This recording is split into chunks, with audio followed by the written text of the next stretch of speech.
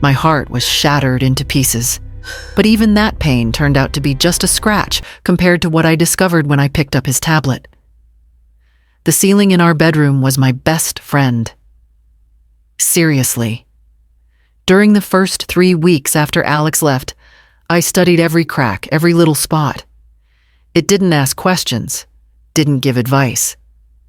It just existed. Unlike the rest of the world, which demanded that I get up, wash my face, eat, live. And I simply couldn't.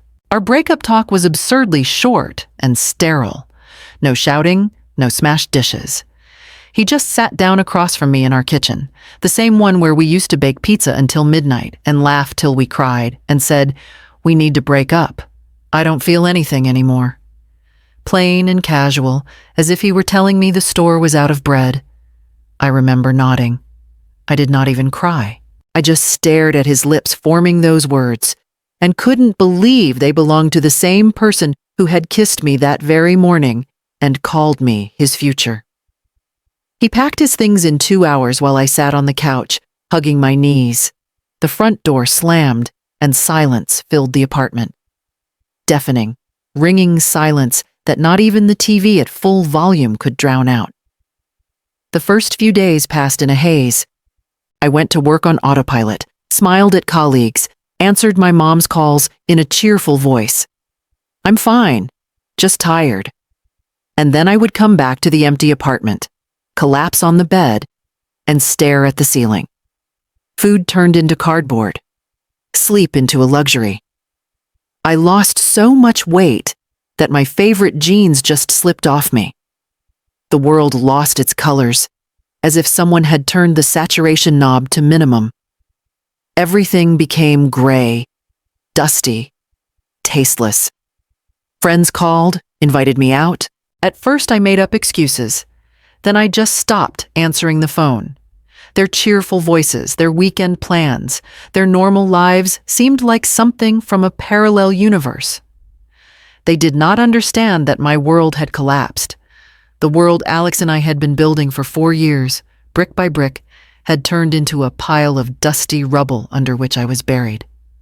The worst part was the loneliness in the evenings. I turned on every light in the apartment to drive away the shadows, but the shadow inside me only grew. I scrolled through our old photos, and every smile cut me open.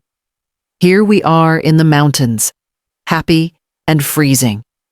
Here we are at the sea, salty and in love. Here we are at home, goofing around in the kitchen.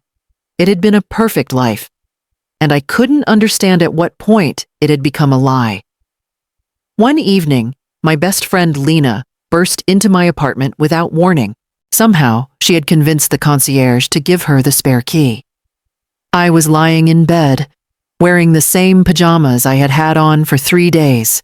The room smelled of dust and despair. Lena yanked the curtains open, and harsh sunlight slashed my eyes. "That's enough," she said firmly, taking in the piles of dirty dishes in the kitchen and the clothes scattered everywhere. "I knew you were in bad shape, but not this bad. You're turning into a ghost in your own apartment." I wanted to say something back, to argue, to ask her to leave me alone. But instead, I just burst into tears. For the first time in a month, I wasn't crying quietly and hopelessly, but out loud, my whole body shaking. Lena hugged me, and in her arms, I felt the first tiny spark of warmth I'd felt in a long time. Her visit was the slap in the face I needed. She forced me to take a shower while she cleared the mess in the kitchen. She cooked some broth and literally fed it to me spoon by spoon, like a small child. When she left, she put a piece of paper with a psychotherapist's phone number on the table and gave me an ultimatum. "Either you call yourself, or tomorrow I'll drag them here by the hand." That evening, for the first time in a long while, I didn't go straight to bed. I wandered around the apartment, realizing Lena was right. I couldn't go on like this.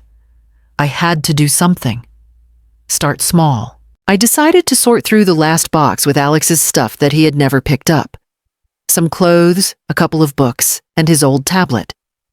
I pulled out his sweaters, inhaling the faint familiar scent, and the pain squeezed my heart again. The tablet was at the very bottom of the box. I was about to put it away, but something stopped me. My hand reached for the power button on its own. The screen lit up.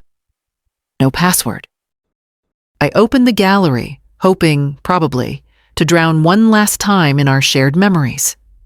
But instead of our photos, I saw a single folder with a strange name. Project Future. My heart started pounding. With a trembling finger, I opened it. And what I saw inside made me realize one terrifying thing. Our breakup was the least of my problems. The folder opened and several files appeared on the screen. No photos, 3 Word documents, and 1 Excel sheet. The air was knocked out of my lungs. I tapped the table file. It was called Progress. The screen loaded, and my world shattered into millions of pixels. It was a spreadsheet with columns. Date, event, her reaction, points. My eyes raced down the rows, and my brain refused to make sense of what I was seeing. 14th of February, 2019, first date. Gave her a silly plush raccoon. Reaction, delight, laughter, plus 10 points. 1st of May, 2019, first, I love you. Got the response, I love you, plus 50 points. Mark is out. 23rd August, 2020, meeting her parents. Went smoothly. Her dad called me a good guy, plus 100 points. Bonus for difficulty. December 15th, 2022, talk about marriage. Threw in a hint. She's ready, plus 200 points. Jackpot. The last entry was made a week before our breakup. Project at the finish line. Time to wrap up. Total points, 1,480. Bet 1. I sat on the floor among his sweaters, shaking. Not from cold, from horror. A cold, sticky horror that seeped under my skin. My love, my life, my 4 years. All of it had been a game, a stake in a bet. I opened one of the documents. It was Alex's conversation with his best friend, Mark. The same Mark who always smiled at me so sweetly during our dinners together. Dude, you're a genius. I didn't think you'd last this long, Mark wrote. She's an easy target. Starry-eyed, believes every word. Sometimes I even feel sick from all that naivety, Alex replied. Just hang in there till the end. The money's practically in our pocket. Can you imagine how we're going to party with it? I read and couldn't breathe. Every word was a punch to the gut. All my brightest memories instantly turned into props for a cruel stage play. Our trip to the mountains? Just a level to rack up points. His tender words, a rehearsed script. My tears of joy when he said he wanted to spend his whole life with me. Just a tick mark in his table. The pain of the breakup now felt like a child's scratch compared to this abyss. He hadn't simply stopped loving me. He had never loved me at all. I wasn't a person. I was a project, an experiment, an object for achieving a goal. The depression that had been a gray, sticky swamp turned into a black hole, sucking up the last remnants of my soul. I spent the whole night on the floor, rereading those files over and over until the letters blurred before my eyes. In the morning, I felt empty, burned out. But through the ashes, a tiny, poisonous sprout began to push through, rage. I remembered Lena's note, the psychotherapist's number.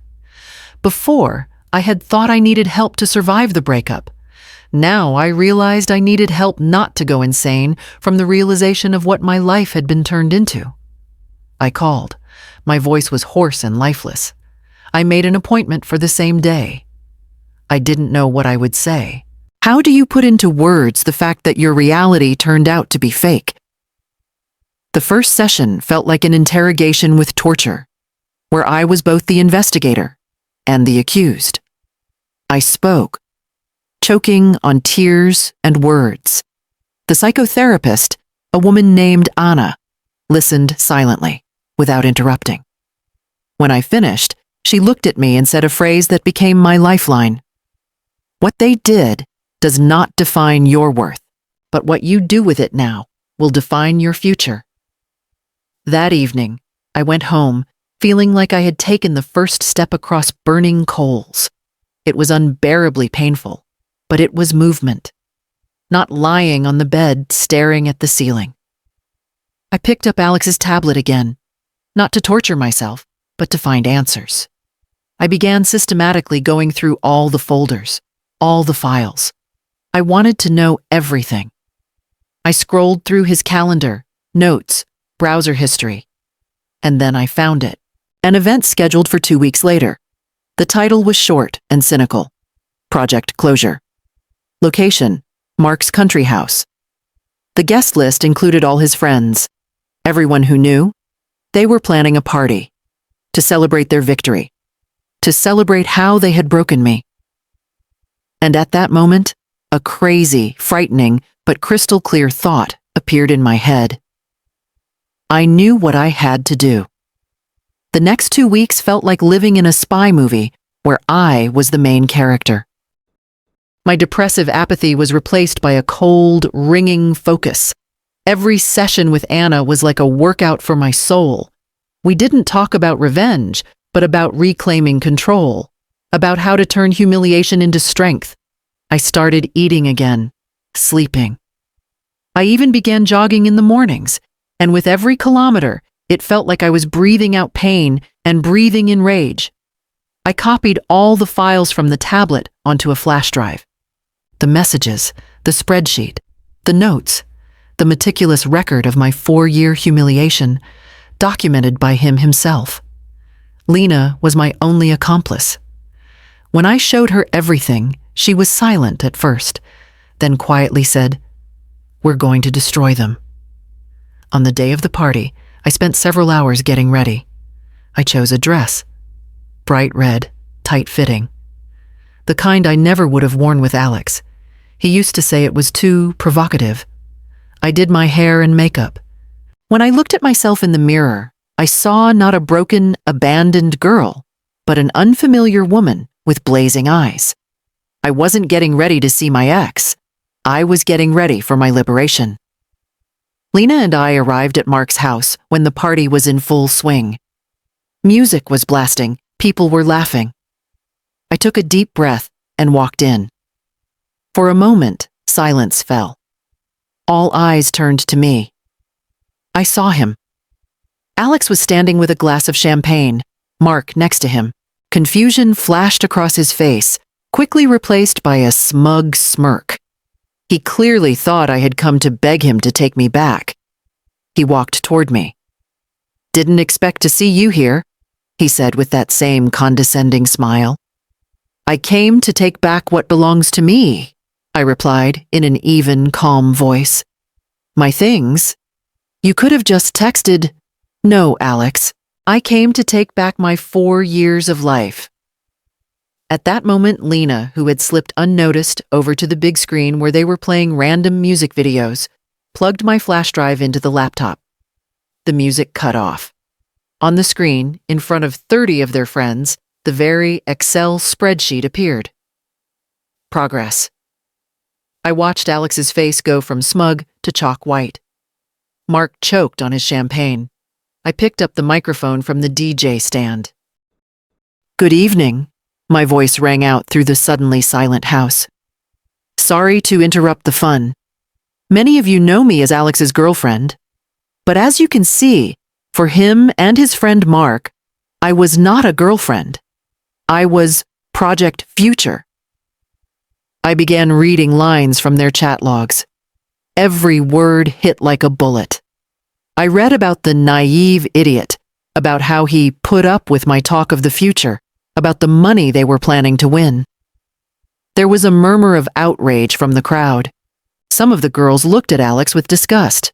1,480 points, I finished, looking him straight in the eye. "That's the price of my love, according to you. You wanted a game? You got one. But you forgot the main rule. The loser is not always the one you bet on. I put down the microphone, took Lena by the hand, and walked out to dead silence.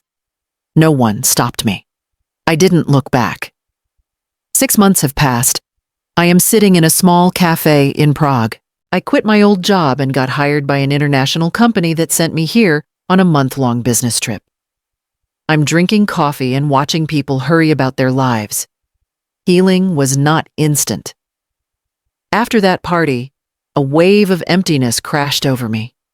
But it was no longer that black, hopeless despair. I had poured out the poison, and the wound began to heal. I kept seeing Anna. I got to know myself again, the girl I had been before Alex, and the woman I had become after. I learned to value my solitude, to find joy in small things, in a good book, a walk in the park, a conversation with Lena. Depression is not a switch. It retreated slowly, step by step. Every time I forced myself to get out of bed, every time I laughed at a joke, every time I looked with pride at a completed project, I was winning back a piece of my soul. Recently, one of the girls who had been at that party wrote to me. She said that after I left, there was a huge scandal. Alex and Mark lost almost all their friends. Their reputation was destroyed. I didn't care. Their fate no longer interested me. I finish my coffee and smile. 4 years of my life were built on lies, but the 6 months that followed became the most honest and important period of my life. He did not break me. He only showed me what strong material I am made of. And looking at my reflection in the cafe window, I truly liked myself for the first time in a long while. I was free.